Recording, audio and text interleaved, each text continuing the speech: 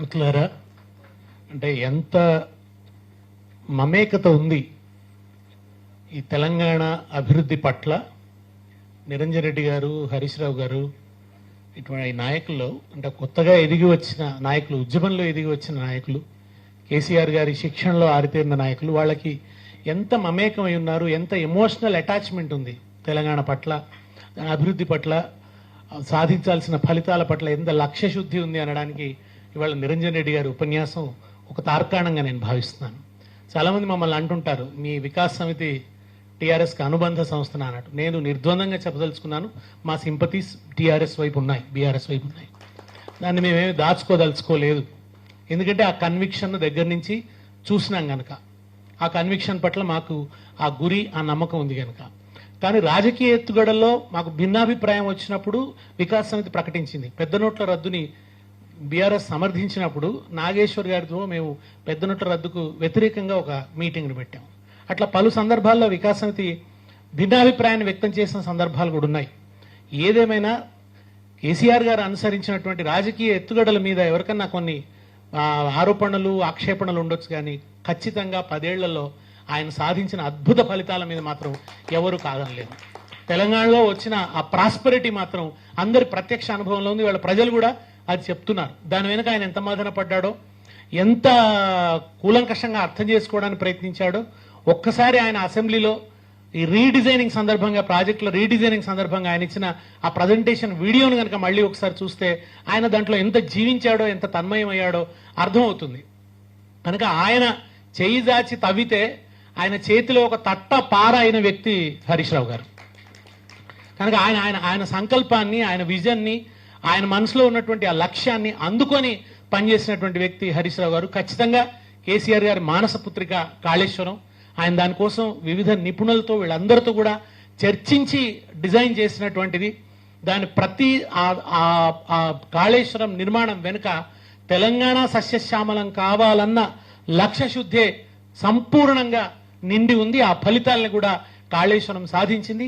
ఎక్కడో ఒక చిన్న సాంకేతిక సమస్య తలెత్తి మేడిగడ్డ అనే డ్యాంలో ఒకటి రెండు ఒక బ్లాక్ కొంత కృంగిపోతే కృంగి ఉండవచ్చు, కానీ తర్వాత ఉన్నటువంటి అది మల్లన్న సాగర్ కావచ్చు, రంగనాయక సాగర్ కావచ్చు, అనేక అన్నపూర్ణ సాగర్ కావచ్చు, అనేక రిజర్వాయర్లు, సబ్ స్టేషన్లు, పంప్ హౌజులు అన్ని కూడా ఇంటాక్ట్ గా ఉన్నాయి. ఇవాళ అదే ఆ ఇన్ఫ్రాస్ట్రక్చర్ అంతా కూడా ఈ ప్రభుత్వం కూడా ఉపయోగించుకుంటోంది. కానీ కాళేశ్వరం, కూలేశ్వరం అనే ఒక దుష్ప్రచారాన్ని మాత్రం కొనసాగిస్తూ వస్తున్నది.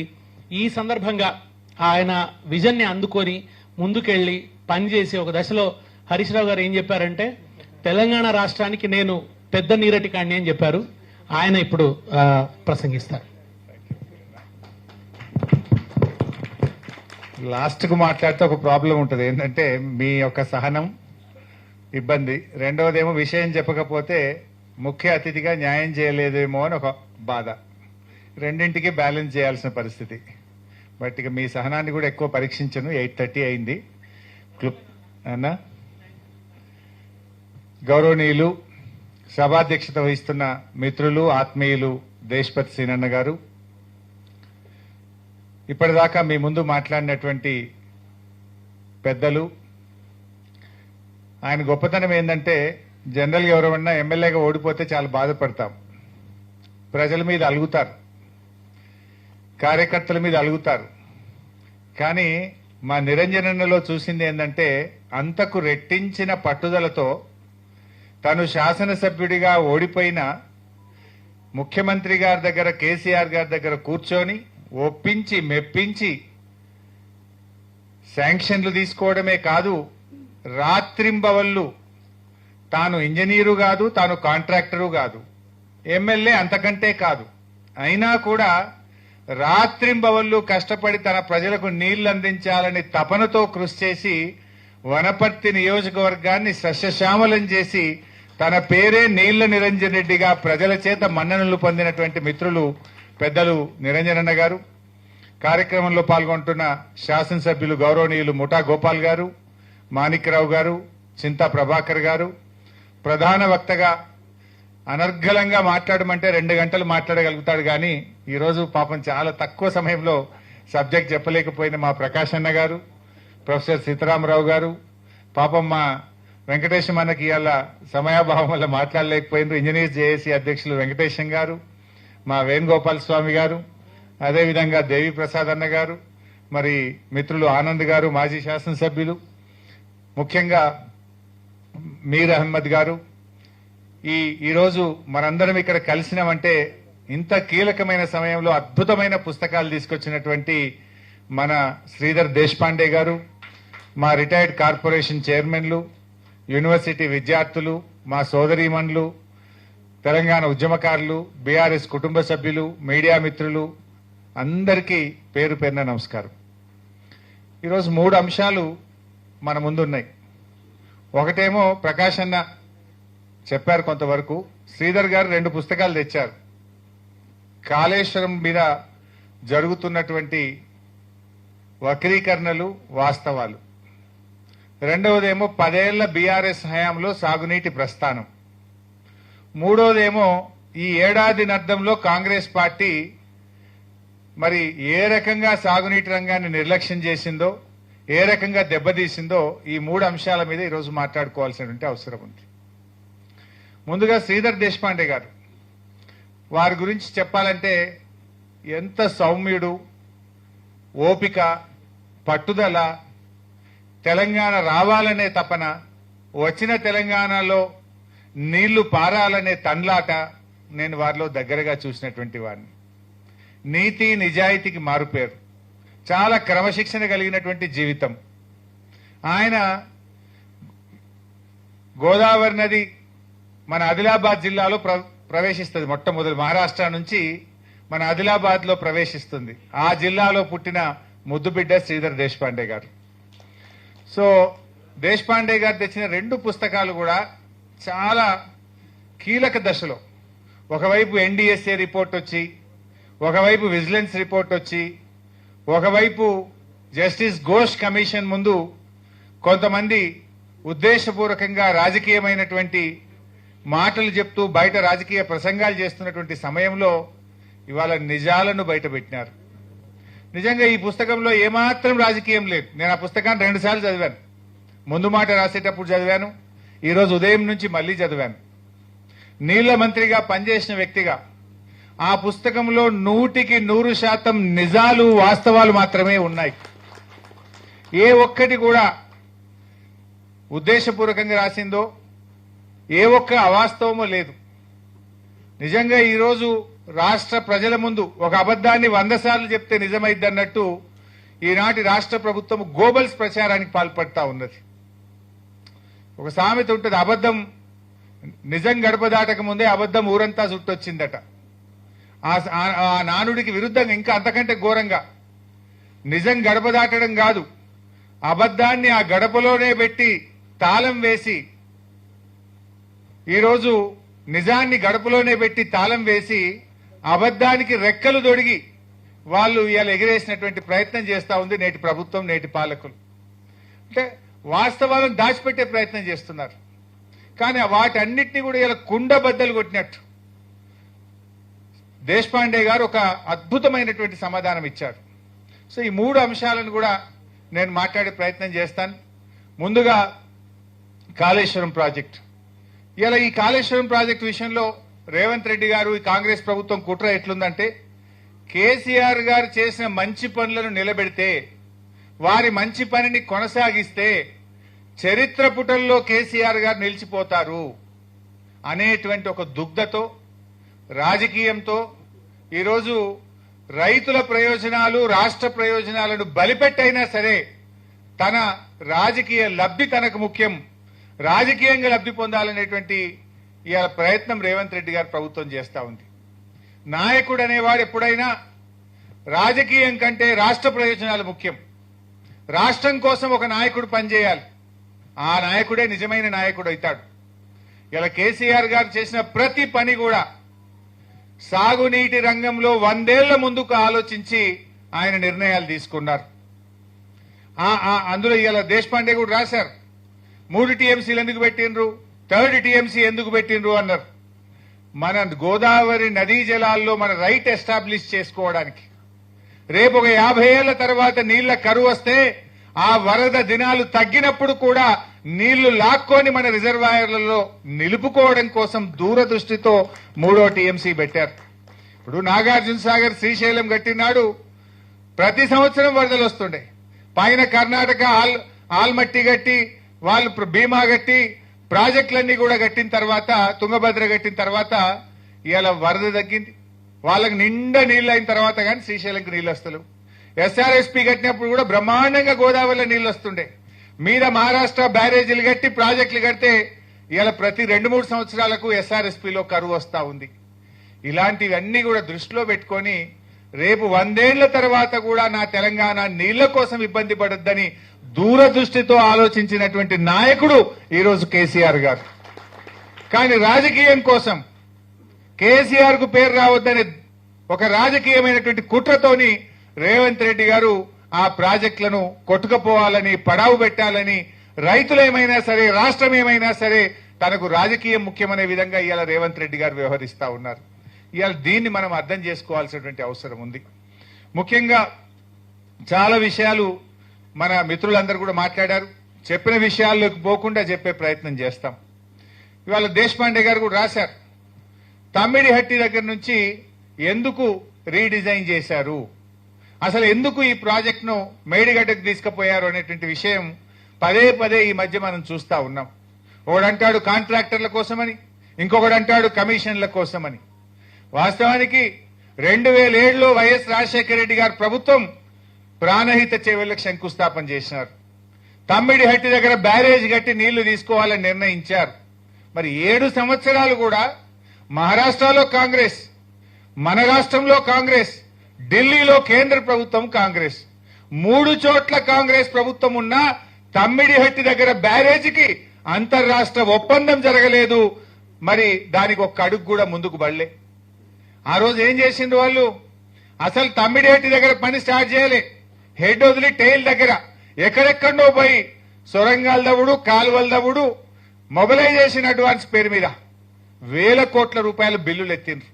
పని చేయకుండానే సర్వే మొబిలైజేషన్ అడ్వాన్స్ల పేరు మీద 2700 కోట్ల రూపాయలు బందికొక్కుల్లాగా దోచుకున్నటువంటి ప్రభుత్వం ఆనాటి కాంగ్రెస్ ప్రభుత్వం. అసలు తమ్మిడిహట్టి దగ్గర అగ్రిమెంట్ లేదు. బీఆర్ఎస్ వచ్చింది, తెలంగాణ వచ్చింది, కేసీఆర్ గారు ఆదేశించారు. వెంటనే మహారాష్ట్ర బొల్లివంటే మా శ్రీధర్ దేశపాండే గారు, నేను, మన నీటిపారుదల శాఖ సలహాదారులు పెద్దలు విద్యాసాగర్ రావు గారు, మేమందరం ఢిల్లీ, ముంబైకి వెళ్ళాం. ఆ రోజు అక్కడ కాంగ్రెస్ ప్రభుత్వం ఉండే. ముషరాఫ్ అని అక్కడ నీటిపారుదల శాఖ మంత్రిగా ఉండేవారు. మేము వెళ్లి కలిస్తే మేము ఒప్పుకునే ప్రశ్నే లేదు. 7 ఏళ్లు గత కాంగ్రెస్ ప్రభుత్వం మీ రాష్ట్రం అడిగితేనే ఒప్పుకోలేదు, ఇప్పుడెట్లా ఒప్పుకుంటాం, మాకు 6 నెలలు అయితే ఎలక్షన్ ఉంది, సవాలే లేదు పో అన్నారు. అప్పుడు కాంగ్రెసే, ముషరఫ్ అని నీటిపారుదల మంత్రి. తర్వాత ఎలక్షన్ అయింది, మళ్ళీ బీజేపీ గవర్నమెంట్ వచ్చింది, మళ్ళీ పోయినాం. మళ్ళీ పోయి మాట్లాడితే మేము ఈ ప్రాజెక్టు వ్యతిరేకంగా ఉద్యమాలు చేసినాం, పోరాటాలు చేసినాం, మేము ఒప్పుకునే ప్రశ్నే లేదన్నారు. స్వయంగా కేసీఆర్ గారు తన జన్మదినం ఫిబ్రవరి 17, 2005 తన బర్త్డేను కూడా వదిలిపెట్టుకొని నాకు తెలంగాణకు నీళ్లొచ్చుడే నా నిజమైన జన్మదినం అనుకొని ఆయన మహారాష్ట్రకు వచ్చి అక్కడ ముఖ్యమంత్రి గారిని కలిశారు. హీ ప్లీడెడ్ లైక్ ఎనీథింగ్, మాకు మీతో పంచాయతీ లేదు, గత ప్రభుత్వాలు కొట్లాడినట్టు గిల్లి కజ్జాలు పెట్టుకోం, బాబ్లీ గొడవలు పెట్టుకోం, కలిసి ఉందాం, మాకు నీళ్లు కావాలని అన్ని రకాలుగా ఒప్పించి మెప్పించే ప్రయత్నం చేశారు. అయినా వాళ్ళు ససేమిరా అన్నారు. ఇంకా ప్రయత్నం కొనసాగుతూనే ఉండే. దానికి సాక్ష్యం ఆనాడు మన తెలంగాణ ముద్దుబిడ్డ మహారాష్ట్ర గవర్నర్ ఆర్ విద్యాసాగర్ రావు గారు,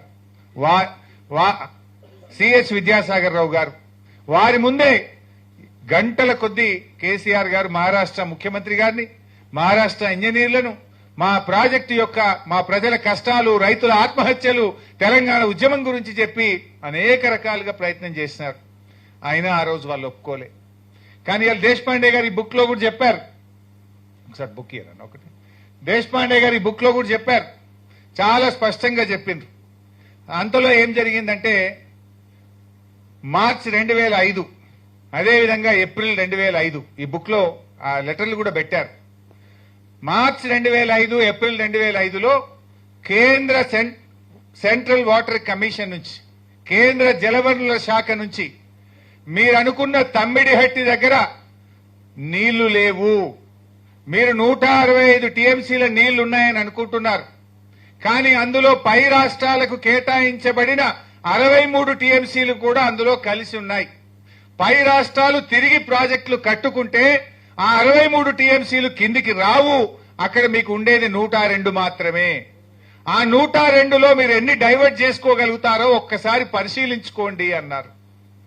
అందులో టైం లేదని చదవలేకపోతున్నా. అందులో అది సెంట్రల్ వాటర్ కమిషన్ లెటర్ కూడా చదువుమని శ్రీధర్ గారు ఇస్తున్నారు. ఈ బుక్ లో ఉంది, మీరు చదవచ్చు. అందులో నీళ్లే లేవు అన్నారు. మరి 102 టీఎంసీలే ఉన్నాయి. అది 152 మీటర్ల ఎత్తులో కడితే మహారాష్ట్ర అంతకు ఒప్పుకుంటలేదు. ఒకవేళ దాన్ని 148కో 150కో తగ్గిస్తే డైవర్టబుల్ వాటర్ 40-50 టీఎంసీలకు పరిమితమవుతుంది. అంటే అప్పుడు కేసీఆర్ గారు ఏం చేయాలి? కాంగ్రెస్ పార్టీ నీళ్లు లేని చోట ప్రాజెక్టును ప్రతిపాదిస్తే విజ్ఞత కలిగిన తెలంగాణ ఉద్యమకారుడు ప్రాణత్యాగానికి సిద్ధపడి తెలంగాణ తెచ్చిన కేసీఆర్ ఆ నీళ్లు లేని చోట ప్రాజెక్టును కొనసాగించాలనా, నీళ్లున్న చోటికి మార్చి తెలంగాణ ప్రజలకు నీళ్లు ఇవ్వాలన్నా ఇవాళ ఒక్కసారి ఆలోచించాల్సిన అవసరం ఉంది. ఆయన కేంద్ర ప్రభుత్వానికి చెందిన వ్యాప్కోస్ను పిలిచి మా పరిస్థితి ఇట్లా అయింది. కేంద్ర ప్రభుత్వ సంస్థ వ్యాప్కోస్, అదేం ప్రైవేట్ ఏజెన్సీ కాదు, ప్రైవేట్ కాంట్రాక్టర్ కాదు, కేంద్ర ప్రభుత్వ సంస్థ వ్యాప్కోస్ కు చెప్పి మా పరిస్థితి ఇట్లయింది, మాకు ప్రత్యామ్నాయం చూపించండి అని అడిగారు. ఆ కేంద్ర ప్రభుత్వ సంస్థ వ్యాప్కోస్ అత్యాధునిక టెక్నాలజీ లైడార్ సర్వేను ఉపయోగించి వాళ్ళు డీటెయిల్డ్ గా స్టడీ చేసి మేడిగడ్డ దగ్గర బ్యారేజ్ కట్టుకోండి, ఇక్కడ 280 టీఎంసీల నీటి లభ్యత ఉంది అని చెప్పారు. అప్పుడు కేసీఆర్ గారు బాగా ఆలోచించి 280 ఉంది అని 160 టీఎంసీలు ఇక్కడ ఉన్నాయనుకుంటే ఆడ ఉన్నదే 102, అందులో డైవర్టబుల్ అంతకంటే తక్కువ అవుతుందని ఇవాళ అక్కడికి మనం మార్చి సెంట్రల్ వాటర్ కమిషన్ కు ప్రతిపాదన పంపితే 240 టీఎంసీల నీళ్లు వాడుకునే విధంగా సిడబ్ల్యూసీ మనకు అనుమతి ఇచ్చింది. ఇది ఎందుకు మారింది? ఇప్పుడు ఎవడన్నా అఖల్మన్ కు ఇషారా కాఫీ అన్నట్టు ఏదో గుడ్డెది చేర్ల పడ్డట్టు దున్నపోనిందంటే దుడ్డని కట్టేయమన్నట్టు రాజకీయంగా విమర్శలే తప్ప నిజాలు తెలుసుకొని మాట్లాడతలేరు. ఈ బుక్ లో చాలా స్పష్టంగా సెంట్రల్ వాటర్ కమిషన్ లెటర్ ను కూడా దేశపాండే గారు పెట్టారు. తమ్మిడిహట్టి నుంచి ఎందుకు మేడిగడ్డకు మార్చినామంటే నీళ్లు లేవని మనం చెప్పలే, కేంద్ర ప్రభుత్వం చెప్తే మార్చడం జరిగింది. నంబర్ 1. ఇంకా కొంతమంది మూర్ఖులు గ్రావిటీ ద్వారా నీళ్లు వస్తుండే, గ్రావిటీ ద్వారా వస్తుంటే ఉత్తగా లిఫ్ట్ పెట్టిండు, కరెంట్ బిల్లు పెరిగిందని మాట్లాడుతుంటారు. ఇందులో చాలా స్పష్టంగా చెప్పారు దేశపాండే గారు. నేను ఆ రోజు నీటిపారుదల శాఖ మంత్రిగా కూడా ఉన్నాను. తమ్మిడిహట్టి నుంచి ఎల్లంపల్లికి గ్రావిటీ ద్వారా నీళ్లు రావు. అందులో కూడా 42 మీటర్ల లిఫ్ట్ ఉన్నది. ఈ వాస్తవాన్ని దాచిపెట్టి పదే గ్రావిటీ ద్వారా నీళ్లు వస్తుండే మీరు లిఫ్ట్ పెట్టింది అనవసరంగానే ఒక దుష్ప్రచారం చేసిండ్రు. ఆ నిజాలను కూడా ఆధారాలతో సహా దేశపాండే గారి పుస్తకంలో పెట్టారు. రిటైర్డ్ ఇంజనీర్లు వ్యతిరేకించిన విషయం మా అన్నగారు చెప్పింది, నేను దాంట్లోకి బోన్. వాళ్ళు కూడా మేడిగడ్డ కట్టాలన్నారు తప్ప మేడిగడ్డ నుంచి నేరుగా మిడ్ మానేరుకు సాధ్యం కాదు అన్నారు. దాన్ని వక్రీకరించి రేవంత్ రెడ్డి అసెంబ్లీలో మాట్లాడతాడు, నీళ్ల మంత్రి ఉత్తమ్ మాట్లాడతాడు. గోబల్స్ ప్రచారం. ఆ నిజాలను కూడా ఈ పుస్తకంలో పొందుపరిచారు. ఆ లెటర్ ను కూడా ఇందులో పెట్టడం జరిగింది. అదే విధంగా కాస్ట్ పెరిగింది అని కొంతమంది మాట్లాడతారు. మరి పని పెరిగితే కాస్ట్ పెరగదా? ఆయకట్టు పెరిగితే కాస్ట్ పెరగదా? ఇవాళ మీరు ప్రతిపాదించిన ప్రాణహిత చేవల్ల 16 లక్షల ఎకరాలు, కానీ కాళేశ్వరం ప్రాజెక్టు 18,25,000 కొత్త ఆయకట్టు, 18,87,000 ఎకరాల స్థిరీకరణ ఆయకట్టు, రెండు కలిపితే 37 లక్షల ఎకరాలు. మరి ఎక్కడ 16 లక్షలు, ఎక్కడ 37 లక్షల ఎకరాలు? మీరు పెట్టిన రిజర్వాయర్ల సామర్థ్యం 16 టీఎంసీలు అయితే రేపటి భవిష్యత్ అవసరాలను దృష్టిలో పెట్టుకొని 141 టీఎంసీల సామర్థ్యాన్ని కేసీఆర్ గారు మరి పెంచడం జరిగింది. నీకు నిల్వ సామర్థ్యం పెరిగింది, ఆయకట్టు పెరిగింది, అదేవిధంగా భూసేకరణ. ఆనాడు వాళ్ళు ప్రాజెక్టుకు 1000 కోట్ల రూపాయలు భూసేకరణకు పెడితే ఎకరానికి 2 లక్షలు పెడితే కేసీఆర్ గారు 10 లక్షలు 11 లక్షలకు రైతులకు ఇస్తే భూసేకరణ కాస్టు 1000 నుంచి 6,100 కోట్ల రూపాయలకు పెరిగింది. ఆ రకంగా అనేక విషయాలు.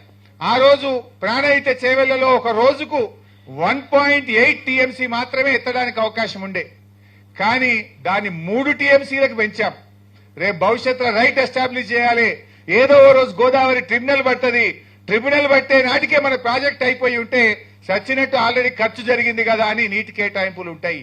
రైట్ ఎస్టాబ్లిష్ చేయాలి, తెలంగాణ జాతి హక్కులు కాపాడాలని చెప్పి దూరదృష్టితో కేసీఆర్ గారు 1.8 టీఎంసీ నుంచి 3 టీఎంసీకి మార్చారు. ఇవన్నీ జరిగితే కాస్ట్ పెరగదా? అయినా మన దేశంలో ఇలా రాసిన శ్రీధర్ దేశపాండే గారు ఏ ప్రాజెక్టు కూడా 10 రెట్లు 5 రెట్లు ప్రాజెక్టు కాస్ట్ పెరగకుండా పూర్తయిన ప్రాజెక్టే లేదు ఈ భారతదేశంలో. ఇందులో చాలా స్పష్టంగా పేజ్ నంబర్ 25 లో మీరు చూసినట్టయితే ఏ ప్రాజెక్టుకు ఎన్నెన్ని రెట్లు పెరిగింది అనేది కూడా చాలా స్పష్టంగా వారు చెప్పారు. నాగార్జున సాగర్ ప్రారంభించినాడు 122 కోట్లతో కట్టమన్నారు, అయిపోయే వరకు 1183 కోట్లయింది, అంటే 10 రెట్లు పెరిగింది. అదేవిధంగా శ్రీరామ్ సాగర్ 40 కోట్లతో కడతామన్నారు, అయిపోయే నాటికి 4300 కోట్లయింది, అంటే 100 రెట్లు పెరిగింది. ఇకపోతే జూరాల 70 కోట్లతో కడతామంటే పూర్తయ్యేసరికి 1815 కోట్లయింది. అదేవిధంగా పులిచింతల 565 కోట్లతో కట్టమంటే 1816 కోట్లయింది. ఇట్లా అన్ని ప్రాజెక్టుల వివరాలు ఉన్నాయి, అన్ని కాంగ్రెసే కట్టింది. సో ఏ ప్రాజెక్టు కూడా 10 రెట్లు 5 రెట్లు పెరగకుండా ఇప్పుడు పూర్తి కాలే. ఇన్ఫాక్ట్ కాళేశ్వరం ఈ రాష్ట్రంలో కట్టిన అన్ని ప్రాజెక్టుల కంటే అతి తక్కువ పెరుగుదలతో పూర్తయిన project Kaleshwaram project. I'm challenging. అతి తక్కువ పెరిగింది. ఏ ప్రాజెక్ట్ అయినా 10 రెట్లు 20 రెట్లు 50 రెట్లు పెరిగింది. సో లోయెస్ట్ ఎస్కలేషన్ తో పూర్తయిన ప్రాజెక్టు కాళేశ్వరం ప్రాజెక్ట్. ఇక పెరిగిందని వీళ్ళు గోబల్స్ ప్రచారం చేస్తూ ఉంటారు. అదేవిధంగా ఒకసారి మీరు గుర్తు తెచ్చుకోండి, పేపర్లలో కాళేశ్వరం సర్వే కోసం డిజైన్ కోసం 677 కోట్లు ఇచ్చిందని వచ్చింది పేపర్లో హెడ్డింగ్. ఎవరో పోయి జస్టిస్ ఘోష్ కమిషన్ ని కలిసిందట, కలిస్తే ఘోష్ గారు ఏదో అడిగిందని 677 కోట్లు మీరు సర్వే డిజైన్ కి ఇస్తారా అని ఘోష్ ఆయనను బాగా నిలదీశారని, వీళ్ళు నీళ్లు నమిలారని తెల్లారి ఏ పేపర్ చూసినా ఫ్రంట్ పేజ్ బ్యానర్ 677 కోట్ల ఆ సర్వేకు డిజైన్ కని. ఈ బుక్ లో జీవోలతో సహా పెట్టిండు దేశపాండే గారు. జోక్ ఏందంటే ఆ జీవో నంబర్ 40 జీవో నంబర్ 40 18/1/2016 దానికి ఇచ్చిన డబ్బు ఎంత అంటే 677 లక్షలు, అంటే 6,77,00,000. పేపర్లలో ఏమొచ్చింది? 677 కోట్ల రూపాయలు సర్వే డిజైన్ కి ఇచ్చింది. ఇది ఏం చెప్పాలి, ఎవరికి చెప్పాలి? ఇది మళ్ళీ ఏ పేపర్ చూడండి మీరు తెల్లారి, ఇదంతా ఎక్కువ 6 నెలల కింద ముచ్చట నేను చెప్పేది. ఘోష్ కమిషన్ ముందు హాజరై నీళ్లు నమిలిందని బ్యానర్ ఐటమ్ ఏ పత్రికనైనా 677 కోట్లు కాళేశ్వరం డిపిఆర్ కి ఇచ్చింది. ఇచ్చిందేంది? 677 లక్షలు. అంటే ఎంత తిమ్మిని బమ్మిని చేసి ఎంత దుష్ప్రచారం చేస్తుండ్రో దాన్ని కళ్ళకు కట్టినట్టు ఆధారాలతో సహా దేశపాండే గారు ఈ పుస్తకంలో పెట్టారు.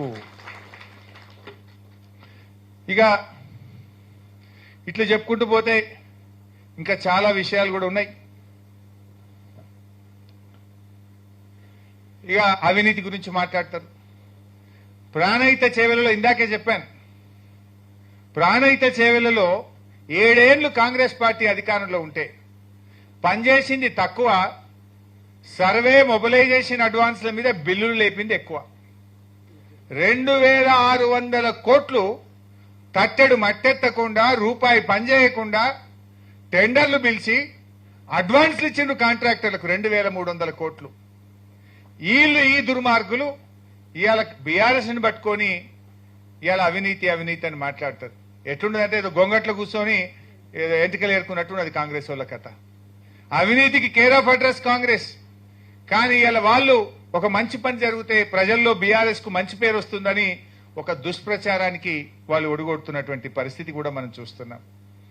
నది లేని చోట రిజర్వాయర్లు కడతారా అని మాట్లాడింది. మన మల్లన్న సాగర్ కడితే నది లేని చోట రిజర్వాయర్లు కడతారా, ఇది ఎక్కడన్నా నుందా ప్రపంచంలో అని కూడా మాట్లాడు, పేపర్లలో చూడు, ప్రజల మైండ్ ఖరాబ్ చేసుడు. ఎక్కడో కాదు, మన ఉమ్మడి ఆంధ్రప్రదేశ్ లోనే కండలేరు ప్రాజెక్టులు నది లేని చోట 68 టీఎంసీలతో కట్టారు. గోరకల్లు ప్రాజెక్టు 10 టీఎంసీలతో ఉంది. వెలిగొండ 41 టీఎంసీలతో ఉంది, వెలిగోడు 17 టీఎంసీలతో ఉంది, ఆ బ్రహ్మంగారి మఠం 17 టీఎంసీలతో ఉంది. అవన్నీ వదిలిపెట్టండి. నిర్ణయాలు చంద్రబాబు నాయుడు మళ్ళీ కొత్త కథ పెట్టిండు, మన తెలంగాణకు అన్యాయం చేసేది. మీరందరూ కూడా చూస్తున్నారు. గోదావరి బంకచెర్ల లింక్ అని స్టార్ట్ చేసిండు. ఇక కృష్ణా నీళ్లు ఎత్తుకపోయినాం, ఇక గోదావరి నీళ్లు ఎత్తుకపోతామని స్టార్ట్ చేసిండ్రు. ఆ గోదావరి బంకచెర్ల ప్రాజెక్టులో భాగంగా నది లేనటువంటి చోట ఇవాళ బొల్లంపల్లి రిజర్వాయర్ 150 టీఎంసీలతో కట్టడానికి ఇలా ఆంధ్రప్రదేశ్ రూపకల్పన చేసింది. ఏ నది లేదు. ఇందాక నేను చెప్పినేమో ఆల్రెడీ కట్టిండ్రు. ఇప్పుడు బంకచెర్ల గోదావరి లింకులో 150 టీఎంసీలతో నది లేని చోట రిజర్వాయర్ కట్టి వరద ఉన్నప్పుడు నీళ్లు నింపి పెట్టుకోవడానికి ఇలా ఆంధ్రప్రదేశ్ మళ్ళా తయారు చేస్తా ఉంది. ఇక మనోళ్ళేమో కేసీఆర్ గారేమో దూరదృష్టితోని తెలంగాణకు రేపు హైదరాబాద్ దగ్గరుంటది, పారిశ్రామిక అవసరాలుంటాయి, హైదరాబాద్ పెరుగుతుంది, రేపు త్రాగునీరు అవసరమని ఒక 50 టీఎంసీల రిజర్వాయర్ కట్టిండు. నిజానికి నేను ఆ జిల్లా మంత్రిని, నేను 1-2 సార్లు మాట్లాడినా, సార్ ల్యాండ్ ఎక్విజిషన్ బాగా ఇబ్బంది అవుతుంది, రైతులతో ప్రెజర్ వస్తుందంటే వారు ఒక మాట అన్నారు, హరీష్ కొద్దిమంది కుటుంబాలు నష్టపోతాయేమో, ఇప్పుడు కొద్దిగా కష్టమైతుందేమో, కానీ రేపటి లక్షల వేల కుటుంబాలు బతుకుతాయి, రేపటి తెలంగాణకు ఇది జీవధార అవుతుంది, మల్ల గట్టలేము, కష్టమైనా సరే రేపు మనం రాజకీయాలు శాశ్వతం కాదు, ప్రజలు శాశ్వతం, నీళ్లు శాశ్వతం, ఇది హైదరాబాద్ దగ్గరగా ఉంది, 50 టీఎంసీల రిజర్వాయర్ కట్టాలని చెప్పి పట్టుబట్టి ఆయన గారు ఆ రిజర్వాయర్ ని కట్టించారు. ఇలా అదే వరమైంది కదా. ఇవాళ రేవంత్ రెడ్డి ఇంతకన్నా ఎగురుతుండు, ఏమెగురుతుండు? కాళేశ్వరం కూలిందని ఒక దిక్కు అంటాడు, మల్లన్న సాగర్ నుంచి హైదరాబాద్ కు 20 టీఎంసీల నీళ్లు తెస్తా అని 6,000 కోట్లతో టెండర్లు పిలిచిండు. మరి కాళేశ్వరమే కూల్తే నువ్వు మల్లన్న సాగర్కి వెళ్ళి 20 టీఎంసీల నీళ్లు ఈ హైదరాబాద్ కు మంచి నీళ్లు మూసి శుద్ధి చేయడానికి ఎక్కడి నుంచి తెస్తావో సమాధానం చెప్పాలి మిస్టర్ రేవంత్ రెడ్డి. అంటే వాళ్ళు చెప్పేది అబద్ధం. ఆయనకు తెలుసు కాళేశ్వరం ఉందని. మల్లన్న సాగర్ కాళేశ్వరంలో భాగం కాదా? మల్లన్న సాగర్ కాళేశ్వరంలో అంతర్భాగం. అది ఉంది కనుకనే ఇవాళ ఆనాడు కేసీఆర్ దూరదృష్టితో కట్టిండి కనుకనే నువ్వు ఇవాళ హైదరాబాద్కి 20 టీఎంసీలు తెస్తా అంటున్నావు. అది కట్టకపోతే ఆ నీళ్లు వచ్చినాయి. ఇవాళ మనం ఆలోచించాల్సిన అవసరం ఉంది. అంటే కేసీఆర్ రాజకీయాలు ఆలోచించలే, కేసీఆర్ తెలంగాణ భవిష్యత్తును ఆలోచించిండు, భవిష్యత్ తరాల బతుకుదెరువు గురించి ఆలోచించి ఆనాడు ప్రాజెక్టులు రూపకల్పన చేయడం జరిగింది. సో ఈ రకంగా మనం చేశాం. మరి ఇంకా నిన్నెక్కడో ఉత్తమ్ కుమార్ రెడ్డి మాట్లాడిండు, ఎంత జోక్ అంటే ఇవన్నీ కాళేశ్వరంయే. ఉత్తమ్ కుమార్ రెడ్డి మాట్లాడుతూ ఇందాక ప్రకాశ్ అయినా కూడా చెప్పిండు, ఎవడన్నా ఇసుక మీద కట్టడా అన్నట్టు ఉత్తమ్ కుమార్ రెడ్డి అంటాడు, ఈ దేశంలో గాని ప్రపంచంలో గాని ఎక్కడన్నా బ్యారేజీలు కడితే 2 టీఎంసీలు 3 టీఎంసీల కంటే ఎక్కువ నిల్వ సామర్థ్యం ఉండదు అని మాట్లాడిండు. మరి ఆయన అయితే చదువుకున్నోడే, విజ్ఞుడే, విజ్ఞానవంతుడే, కానీ ఆయన కూడా అవివేకంతో, అజ్ఞానంతో లేదా రాజకీయ దురుద్దేశంతో తప్పుడు మాటలు మాట్లాడుతున్నాడు. 2 టీఎంసీలు 3 టీఎంసీల కంటే బ్యారేజే లేదట. మన దేశంలోనే గంగా నది మీద ఫరక్కా బ్యారేజ్ 30 టీఎంసీల సామర్థ్యంతో ఉన్నది. దాని డెడ్ స్టోరేజ్ 7 టీఎంసీలు ఉంటుంది ఫరక్కా బ్యారేజ్ లో. వీళ్ళంటారు మేడిగడ్డ, అన్నారం, సుందిల్లా 7 టీఎంసీలు 6 టీఎంసీలు కెపాసిటీని ఎట్లా కడతారు? 2-3 కంటే ఎక్కువ ఉండదు అన్నారు. ఇవాళ చూస్తే ఒక్కటి కాదు, అస్సాంలో సంకోష్ బ్యారేజ్ 15 టీఎంసీల సామర్థ్యం. అదేవిధంగా వెస్ట్ బెంగాల్లో దుర్గాపూర్ బ్యారేజ్ 20 టీఎంసీల సామర్థ్యం. అదేవిధంగా ఉత్తరాఖండ్ లో తెహ్రీ బ్యారేజ్ 11 టీఎంసీలు, ఉత్తరప్రదేశ్ లో గంగా బ్యారేజ్ 13 టీఎంసీలు. ఇట్లా ఎన్నో బ్యారేజీలు ఉన్నాయి. కానీ రాజకీయాల కోసం ఈయన మాట్లాడుతుంటాడు ఉత్తమ్ కుమార్ రెడ్డి, 2 టీఎంసీల కంటే ఎక్కువ బ్యారేజే లేదట ప్రపంచంలో. ఇప్పటికైనా సోయి తెచ్చుకో, ఆ అజ్ఞానంతో మాట్లాడి విలువ తీసుకోవద్దని చెప్పి కూడా నేను ఆయనకి హితవు పలుకుతా ఉన్నాను. సో ఇలాంటి విషయాలను శ్రీధర్ గారి పుస్తకంలో చెప్పారు. అంటే విమర్శకులకు మూతోడ్ జవాబ్, ఈట్ కా జవాబ్ పత్తర్ సే దియే అన్నట్టు తన అద్భుతమైనటువంటి రచనతో ఇవాళ కాళేశ్వరం మీద విమర్శకులకు సరి అయినటువంటి సమాధానాన్ని, ధీటైనటువంటి సమాధానాన్ని అందించారు. ఎవడన్నా ఎక్కువ తక్కువ మాట్లాడితే పుస్తకం ఇచ్చి చదువుకొని రారా భయం చెప్పాలి అంతేగా. ఈ చదువుకొని వచ్చినాక కాళేశ్వరం గురించి మాట్లాడడానికి వాడు మళ్ళీ మాట్లాడాడుగా. చాలా సార్లు నేను సవాల్ కూడా వేసినాం, బహిరంగ చర్చకు రెడీ పోయి నేను వస్తా అంటే ఎవరు రారు. ఎందుకంటే మన దగ్గర సమాధానం ఉంది, నిజాయితీ ఉన్నది, మనం చేసిన పనిలో చిత్తశుద్ధి ఉన్నది కనుక వీళ్ళెవరు కూడా ముందుకు వచ్చేటువంటి పరిస్థితి ఈ రోజు మనకు కనబడతలేదు. సో ఇట్లా కాళేశ్వరం మీద ఇంకా చాలా ఉన్నాయి కానీ నేను ఇంకా డీటెయిల్స్లకు పోను. కాళేశ్వరం మీద ఇంకా చాలా విమర్శలకు, అనుమానాలకు, అపోహలకు సరి అయినటువంటి సమాధానం ఇచ్చారు. ఇకపోతే 10 ఏళ్ల ప్రస్థానం రెండోది. మూడవ అంశం కాంగ్రెస్ పార్టీ ఏడాది అర్థంలో ఏం చేసింది. ఫస్ట్ కాంగ్రెస్ పార్టీ మాట్లాడదాం. ఏడాది అర్థంలో కాంగ్రెస్ పార్టీ ఏం చేసింది అది చెప్పినాక 10 ఏళ్ల బీఆర్ఎస్ ఏం చేసిందో చెప్తే మీకు మంచిగా అర్థమవుతుంది. ఎక్కువ టైం తీసుకోండి, షార్ట్గానే చెప్తా. సో ఏడాది అర్థమైంది కాంగ్రెస్ గవర్నమెంట్ వచ్చి ఏం సాధించింది. 2 బడ్జెట్లు పెట్టినారు, సాధించిండ్రు కొన్ని. ఏం సాధించిండ్రో అది ఒక్కసారి మీ ముందు ఉంచేటువంటి ప్రయత్నం చేస్తా. వచ్చి రాగానే కాంగ్రెస్ ప్రభుత్వం వచ్చిన తొలినాళ్లలోనే కృష్ణా నది మీద ఉన్న ప్రాజెక్టులన్నీ కూడా కేఆర్ఎంబీకి అప్పచెప్పొచ్చారు. టీవీ పెట్టగానే ఇరిగేషన్ శాఖ కార్యదర్శి మన తెలంగాణ ఈఎన్సీ మాట్లాడుతుండ్రు, కేఆర్ఎంబీ మీటింగ్ అయిపోయింది, ప్రాజెక్టులన్నీ కూడా అప్పచెప్పాలని నిర్ణయం చేసినాం, ప్రాజెక్టులు అప్పచెప్పి వచ్చినామంటారు. కేసీఆర్ గారు అది చూడంగానే అయ్యో ఎంత పని అయిపోయాయని బాధపడ్డాడు. 10 ఏళ్లు బీఆర్ఎస్ గవర్నమెంట్ ఉండగా ఏ ఒక్క ప్రాజెక్టు కూడా కేఆర్ఎంబీకి అప్పచెప్పలే. ముందు కృష్ణా నదిలో మా వాటా తేల్చండి, కృష్ణా నదిలో మా నీళ్లు మాకు వచ్చిన తర్వాతనే ప్రాజెక్టులు అప్పచెప్తామని 10 ఏళ్లు మనం అప్పచెప్పకుండా ఆపితే వీళ్ళు దద్దమ్మల లెక్క రాగానే 3 నెలలకే ప్రాజెక్టులు అప్పచెప్పారు. కేసీఆర్ బయటకెళ్లి నల్లగొండలో గర్జించిండు. ఎట్లా అప్పచెప్తారు, రేపు మా నల్లగొండ, మా మహబూబ్ నగర్, మా ఖమ్మం ఎడారైపోతుంది, ఈ ప్రాజెక్టులు ఎట్లా అప్పచెప్తారని ఒక బహిరంగ సభ పెట్టి కేసీఆర్ గర్జిస్తే తెల్లారి మళ్ళీ ఉరికొచ్చి అసెంబ్లీ పెట్టి లేలే మేము ఇయ్యం వాపస్ తీసుకుంటాం అని అసెంబ్లీలో తీర్మానం చేసి మళ్ళా వెనుకడుగు వేసింది ఈ కాంగ్రెస్ ప్రభుత్వం. ఇది కాంగ్రెస్ చేసిన మొదటి గొప్ప పని. ఇక రెండవది మీరు మొన్న చూసిండ్రు, మొన్నదాకా మనం ఒకటే తిడుతురు 66, 34 యాడికెళ్ళి వచ్చింది ఇది మీ నిర్వాకం. ఆనాటి సమైక్య రాష్ట్ర పాలకుల పుణ్యం, ఆనాటి బచావత్ ట్రిబ్యునల్, ఆనాటి ఉమ్మడి ఆంధ్రప్రదేశ్ అసెంబ్లీ ఈ 299, 512 అనేటువంటిది నిర్ణయించింది. ఎందుకంటే ఆంధ్రాకు మీరు 512 టీఎంసీల నీళ్లు కేటాయించి ప్రాజెక్టులు కట్టి ఆయకట్టు క్రియేట్ చేసిండ్రు. తెలంగాణకు 299 మీరు చేసిన ఘనకార్యం. మరి అప్పుడు ఏమైతుంది, నీళ్లు పంచుకునేదాకా 2 రాష్ట్రాల మధ్య ట్రిబ్యునల్ పునః పంపిణీ జరిగేదాకా ఇదే పద్ధతి కొనసాగించాలని తాత్కాలిక అగ్రిమెంట్ జరిగింది. దాని మీద నోటుకొచ్చినట్టు మాట్లాడిన వీళ్ళు కూడా పోయి మొన్న గదే అగ్రిమెంట్ చేసిండ్రు. ఇప్పుడు ట్రిబ్యునల్లో చర్చలు జరుగుతూ ఉన్నాయి. ఎంత దుర్మార్గం, ఎంత చేతగాని కాంగ్రెస్ అంటే కేసీఆర్ ఉండంగా, బీఆర్ఎస్ ప్రభుత్వం ఉండంగా ప్రతి సంవత్సరం 34, 35, 36% నీళ్లు వాడినాం. కానీ కాంగ్రెస్ ప్రభుత్వం ఈ సంవత్సరం కృష్ణా నదిలో కేవలం 27% మాత్రమే మనం వాడుకొని 83% ఇవాళ ఆంధ్రాకి అప్పచెప్పారు. అంటే మీరు ఆ 34 కూడా వాడలేని చేతగాని దద్దమ్మలు కదా. అంటే వాడలేకనా లేక ఆంధ్రప్రదేశ్కో చంద్రబాబుకో దాసోహమైనరా?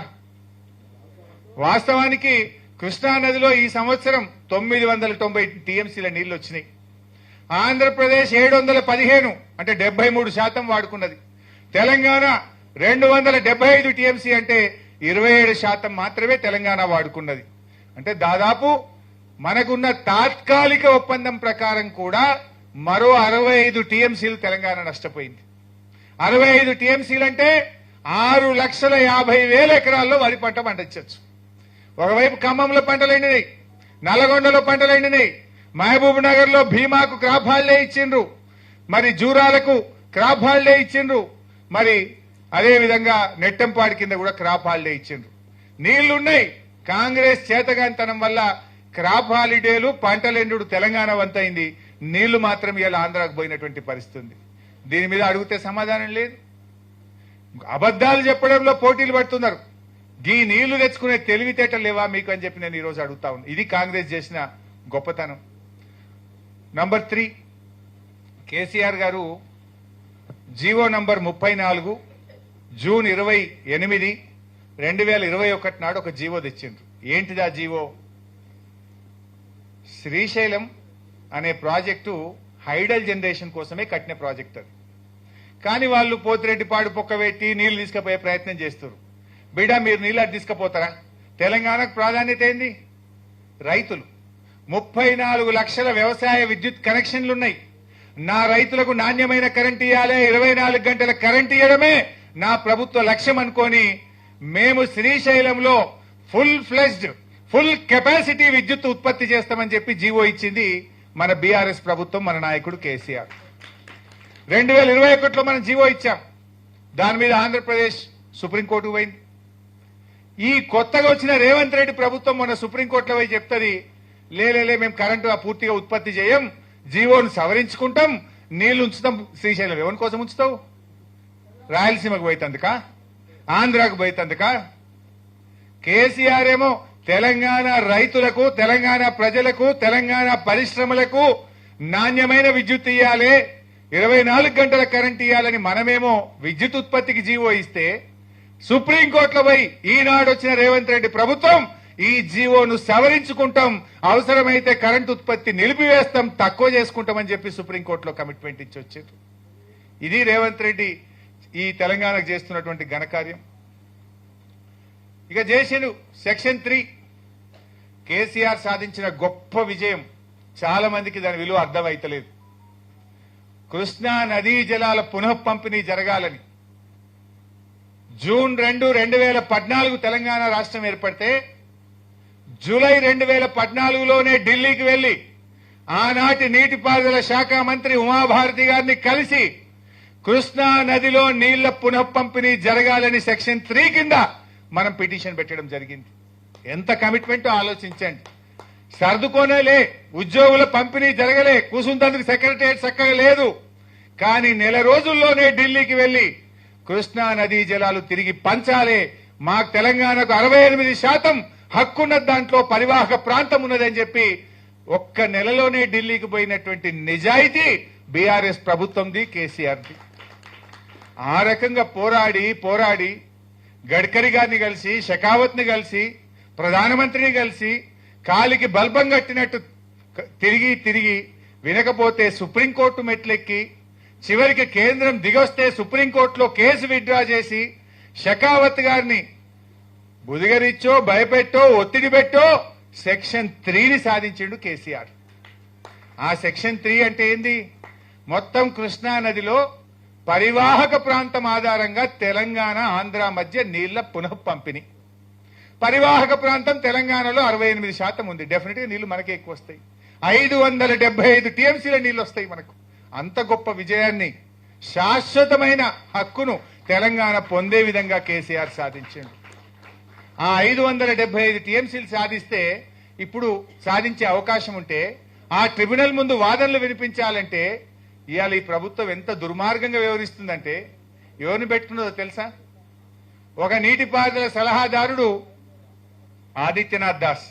ఎవరైనా ఆంధ్రప్రదేశ్ చీఫ్ సెక్రటరీగా ఉండి పోతిరెడ్డిపాడుకు పొక్కబెట్టి రాయలసీమ లిఫ్ట్ను పెట్టి ఆ రోజు గ్రీన్ ట్రిబ్యునల్లో సుప్రీంకోర్టులో రాంగ్ అఫిడవిట్లు ఇచ్చిండు. పనులు ఆపేసినామని అఫిడవిట్ ఇచ్చిండు, పనులేమో ఫుల్ స్పీడ్ జరుగుతున్నాయి. ఈ తప్పుడు అఫిడవిట్లు ఇచ్చి తెలంగాణ నీళ్లు దోచుకోవడానికి ప్రయత్నం చేసినటువంటి వ్యక్తి ఆదిత్యనాథ్ దాస్. కోర్టు మొట్టికాయలేసింది ఆదిత్యనాథ్ దాస్ కు. బిడ్డ నిన్ను జైలుకు పంపిస్తా అని చెప్పింది. ఆయనకు లక్షల రూపాయల పెనాల్టీ వేసింది కోర్టు. ఎందుకు వేసింది పెనాల్టీ? ఎందుకు పంపుతా అన్న జైలుకు?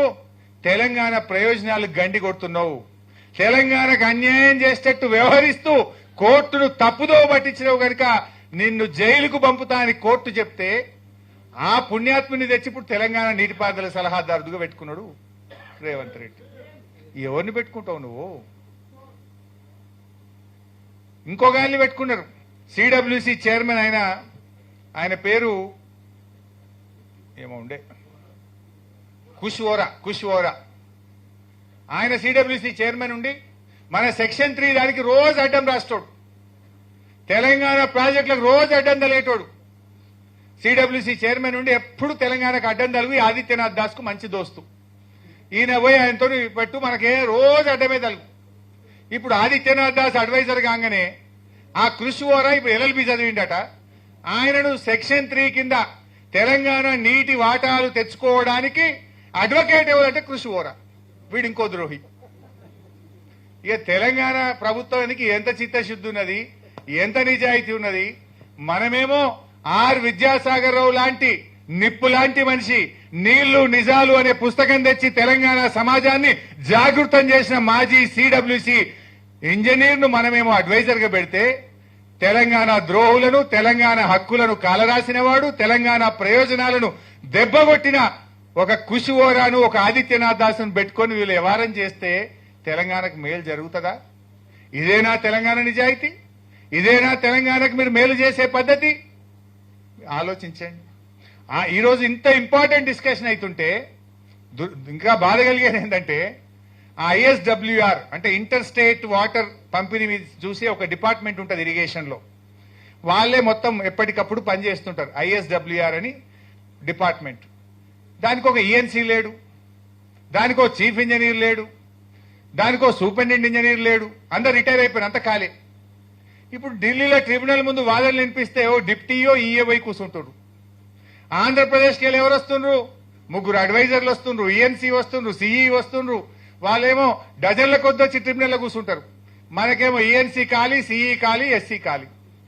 ఎవరు పోతారా అంటే ఒక డిప్టీ, ఒక ఈఈ. ఎప్పుడన్నా పోతే తెలంగాణ ద్రోహి ఆదిత్యనాథ్ దాస్.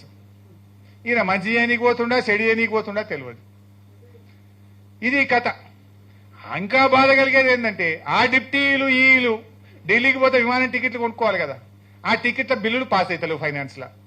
ఆడ కమిషన్ ఇవ్వాలనే వాళ్ళు సొంత డబ్బులు పెట్టి వాళ్ళు జీతం పైసలు పెట్టుకోనేమో టికెట్లు కొనుక్కొని ఢిల్లీ పోతున్నారు. ఆ టికెట్ల పైసలు ఫైనాన్స్ లో పాస్ అవుతలేవు. ఇగో ఇది తెలంగాణ ప్రభుత్వం. కృష్ణా నదిలో కేసీఆర్ ఏమో పోరాడి సెక్షన్ 3 చేస్తే వీళ్ళు ట్రిబ్యునల్ ముందు చేసే వాదనలు ఎట్లున్నాయంటే తెలంగాణ ద్రోహులైన ఒక అడ్వకేట్ ని పెట్టుకున్నారు, ఒక అడ్వైజర్ ని పెట్టిండ్రు, దానికి ఓ ఈఎన్సీ లేడు, ఆ పోయిన డిప్టీకి టికెట్ బిల్లు పాస్ కాదు. ఇగో ఇది కాంగ్రెస్ చేస్తున్న నిర్వాహకం. ఇంకా పోతే ఇలా శ్రీశైలం రైట్ మెయిన్ కెనాల్ మన ప్రభుత్వం ఉన్నప్పుడు దాన్ని సీసీ లైనింగ్ చేసే పని చేస్తే మనం అప్పుడు కంప్లైంట్ చేసినాం. కేసీఆర్ గారు మన ప్రభుత్వం కంప్లైంట్ చేస్తే పనులు ఆగిపోయినాయి. ఆ రైట్ మెయిన్ కెనాల్ లైనింగ్ అయితే ఇప్పుడు 44,000 క్యూసెక్లు పోతున్నాయి. సిమెంట్ లైనింగ్ అయితే 90,000 క్యూసెక్లు పోతాయి. శ్రీశైలంకి డబుల్ పోతాయి. ఆ రోజు మనం పనులు ఆపినాం. బీఆర్ఎస్ ప్రభుత్వం పోరాడి అపెక్స్ కమిటీలో మాట్లాడి కేఆర్ఎంబీతో మాట్లాడి కేంద్ర ప్రభుత్వంతో మాట్లాడి పనులు ఆపించినాం. ఇప్పుడు మళ్ళా 3 నెలల ఫుల్ ఫ్లెజ్ లో పనులు అవుతున్నాయి. వీళ్ళు గుడ్లు అప్పగిచ్చి చూస్తున్నారు. అది పూర్తి అయిపోయి 2 నెలల్లో వాళ్ళు పూర్తి చేసేటట్టు ఉన్నారు. అది పూర్తయితే ఈ మళ్ళొచ్చే వానకాలం 90,000 క్యూసెక్లు పోతాయి. దాన్ని ఆపశాతం అయితలేదు వీళ్ళకు, దాన్ని అడగశాతం అయితలేదు ఈ ప్రభుత్వానికి. ఇంకోటి మీరు అందరు చూస్తున్నారు, బనకచెర్ల గోదావరి లింకు. ఇక కృష్ణా నీళ్లు పోయినాయి, గోదావరి నీళ్లు పట్టకపోతారట. దాన్ని ఆపొద్దా? గతంలో జగన్మోహన్ రెడ్డి ప్రభుత్వం గోదావరి బనకచెర్ల లింకును పెడితే కేసీఆర్ గారు అపెక్స్ కౌన్సిల్ మీటింగ్ లో ఢిల్లీలో పోరాడి దాన్ని వ్యతిరేకించి ఆపిచ్చినాం ఆ రోజు. కానీ ఇలా చంద్రబాబు నాయుడు రాగానే ఇలా కేంద్ర ప్రభుత్వానికి ఉత్తరాలు రాస్తున్నాడు. దానికి జలహారతి అని ఒక కార్పొరేషన్ పెట్టిండు. డిపిఆర్ రెడీ అయిపోయింది, టెండర్లు పిలుస్తున్నారు. ఇవాళ గోదావరి నీళ్లు కూడా ఇవాళ అయిపోయే పరిస్థితి వస్తుంది. ఇవాళ రేవంత్ రెడ్డి ఏం చేయాలి? ఆపాలనా వద్దా? ఉత్తమ్ కుమార్ రెడ్డి ఆపాలనా వద్దా? మీకు చేత కాకపోతే జీఆర్ఎంబీని గట్టిగా అడగండి. జీఆర్ఎంబీ ఒప్పుకోకపోతే అపెక్స్ కౌన్సిల్ మీటింగ్ కు డిమాండ్ చేయాల్సినటువంటి అవసరం ఉంది. ఈ రోజు అపెక్స్ కౌన్సిల్ అంటే 2 రాష్ట్రాల మధ్య నీటి వివాదం ఉంటే ఆంధ్రప్రదేశ్ రాష్ట్ర విభజన చట్టం ప్రకారం 2 రాష్ట్రాల ముఖ్యమంత్రులు సభ్యులుగా కేంద్ర నీటిపారుదల శాఖ మంత్రి చైర్మన్ గా అపెక్స్ కౌన్సిల్ ఏర్పాటు చేయబడ్డది. ఏదైనా వివాదం ఉంటే ఏ రాష్ట్ర ముఖ్యమంత్రి అయినా కేంద్ర నీటిపారుదల శాఖ మంత్రికి లెటర్ రాస్తే నెల లోపల మీటింగ్ పిలుస్తారు. ఆ మీటింగ్ లో మాట్లాడి ఇవాళ ఇది ఆపాల్సినటువంటి అవసరం ఉంది. రేవంత్ రెడ్డి ఎందుకు అడుగుతలేవు నువ్వు? ఆనాడు కేసీఆర్ గారు అపెక్స్ కౌన్సిల్ లో రాయలసీమ లిఫ్ట్ ఆపాలని పోరాడిండు, గోదావరి బనకచెర్ల ఆపాలని పోరాడిండు, ఆపిచ్చిండు. నువ్వు ఈ రోజు ఎందుకు అపెక్స్ కౌన్సిల్ డిమాండ్ చేస్తలేవు? ఎందుకు గోదావరి బనకచెర్లను ఆపలేకపోతున్నావో ఇవాళ ఈ రాష్ట్ర ప్రజలకు సమాధానం చెప్పాల్సినటువంటి అవసరం ఉంది. ఇదొక అన్యాయం. ఇక చేసినాం అంటారు. చేసిండ్రు, ఏం చేసిండ్రు? వీళ్ళు వచ్చిన ఏడాది అర్థంలో ఖమ్మంలో పెద్దవాగు కొట్టుకపోయింది, పాలమూరు ఎత్తిపోతల పథకంలో వట్టెం పంప్ హౌస్ మునిగిపోయింది, ఎస్ఎల్బీసీ కుప్పగూలిపోయింది, ఎస్ఎల్బీసీ టనల్ కుప్పగూలిపోయింది. మీకు ఒక ఇంపార్టెంట్ పాయింట్ చెప్పాలి. ఇప్పుడు మేము ఇంత పొడిగిచ్చినాం, ఓ మాది ఇంత గొప్ప తెలివి, మేము ఇంత చేసి పడగొట్టినాం, ఎస్ఎల్బీసీ ఇంత గొప్ప గట్టినాం, మేము ఏదో బీఆర్ఎస్ ప్రభుత్వం పట్టించుకోలేదు అన్నారు. అది కూడా అవాస్తవం. మన హయాంలో కూడా ఆ ప్రాజెక్టును దాదాపు 10.5 కిలోమీటర్లు తవ్వాం. చాలా ప్రయత్నం చేశాం. ఆ రోజు కేసీఆర్ గారి అసెంబ్లీ ప్రజెంటేషన్ లోనే చెప్పిండ్రు, ఈ ప్రాజెక్టును ఇరికించిండ్రు, ఈ ప్రాజెక్టును ఎడగాకుండా చేసిండ్రు అని ఆ రోజే కేసీఆర్ గారు చెప్పారు. ఇవాళ ఏమైంది? ఏమేమి ఏడాదిలో తగ్గిపారిస్తాం. బీఆర్ఎస్ నిర్లక్ష్యం చేసింది. ఇక మేము బీక్తం పడగొట్టమని మాట్లాడిండు కోమటిరెడ్డి వెంకటరెడ్డి. ఏమైంది? ఆగమాగం పోయినరు, నిపుణుల సలహా తీసుకోలేదు, సరిగ్గా చూసుకోలేదు. ఇవాళ పోయి తవ్వితే అది కుప్పగూలితే 8 ప్రాణాలు పోయినాయి. బాధ కలిగే అంశం ఏంటంటే ఈరోజు అది టీబీమ్ మిషన్, అది లోపలికి పోవడే తప్ప బయటకు వచ్చుడు ఉండదు. ఎందుకు బయటకు రాదు అంటే అది తవ్వేటప్పుడు 10 మీటర్ల వ్యాసంతో తవ్వుతూ లోపలికి పోతుంది. అది ఎట్లెట్లా లోపలికి పోతుందో వెనుకకెళ్ళి సిమెంట్ లైనింగ్ చేసుకుంటూ వస్తారు. 0.8 మీటర్ సిమెంట్ లైనింగ్ అవుతుంది. అంటే అప్పుడు నీళ్ళు వచ్చేది 9.2 మీటర్స్, 9.2 మీటర్ల వ్యాసంతో ఆ సొరంగం ఉంటుంది నీళ్ళు రావడానికి. ఆ టీబీఎం అట్లే తవ్వుకుంటూ పోయి లాస్ట్కు దాని సైడ్కి కొత్తేస్తారు. సొరంగం అంతా అయిపోయినాక నీళ్ళు రావాలనేది దాని ఆలోచన. ఇన్లెట్ నుంచి ఒక టీబీఎం, అవుట్లెట్ నుంచి ఒక టీబీఎం పోయింది. ఇప్పుడు ఆ ఇన్లెట్ టీబీఎం ఏమో నడుస్తా ఉంది, దాని బేరింగ్ పోయింది, ఏదో వస్తుంది చేస్తుంది అన్నారు. ఇప్పుడు మొన్న కూలింది ఏంటిది? అవుట్లెట్ టీబీఎం కూలింది. ఇప్పుడు ఆ టీబీఎం ఖతం అయిపోయింది. ఆ టీబీఎం ఏమైంది? కూలి పనికి రాకుండా అయిపోయింది. ఇప్పుడు పరిస్థితి ఏంటంటే అది బయటకు రాదు, ముంగటికి పోదు. బయటకు ఎందుకు రాదు? నువ్వు వెనకకెళ్ళి సిమెంట్ లైనింగ్ చేసినావు కదా, దాని వృత్తం 10 మీటర్లు, కానీ నువ్వు లైనింగ్ చేసిన తర్వాత 9.2 మీటర్స్ తో అయిపోయినాక 9.2 మీటర్సే క్లియర్ విడుతుంది. ఇప్పుడు తీయాలంటే మనం మొత్తం లైనింగ్ అన్న గులగొట్టాలి. లైనింగ్ గులగొట్టలేవు, టీబీ బయటకు రాదు, అది ముంగటికి పోదు. మొత్తంగా ఎస్ఎల్బీసీ త్రిశంకు సర్గంలో పడ్డది. ఇలా పరిస్థితి ఏంటంటే కనీసం శవాలు కూడా బయటకు తీస్తలేరు. 2 నెలలు అయిపోయింది. ఇక దాని ఆపరేషన్స్ కూడా బంద్ చేసి నెత్తికి చేతులు పెట్టుకొని కూర్చున్నారు. ఇక మేము వడగొట్టినాము, మేము ఇంత చేసినాం, మేము అంత చేసినామంటే ఏం చేసిరు నాయన? పెద్దవాగు కొట్టకపాయ్, ఛానల్ కుప్పగూలిపాయ్, వట్టెం పంపోజ్ మునిగిపాయ్. ఏడాది అర్థంలో మీరు ఉద్ధరించింది ఏంటంటే 1 ఎకరానికి నీళ్లు ఇచ్చింది లేదు, ఒక ప్రాజెక్టు పూర్తి చేసింది లేదు, చేసింది ఏమి లేదు. కాళేశ్వరంనేమో కావాలని పండబెట్టిరి. ఇంతకు మించిన ఉద్దారకేమైనా ఉన్నదా మీరు చేసింది?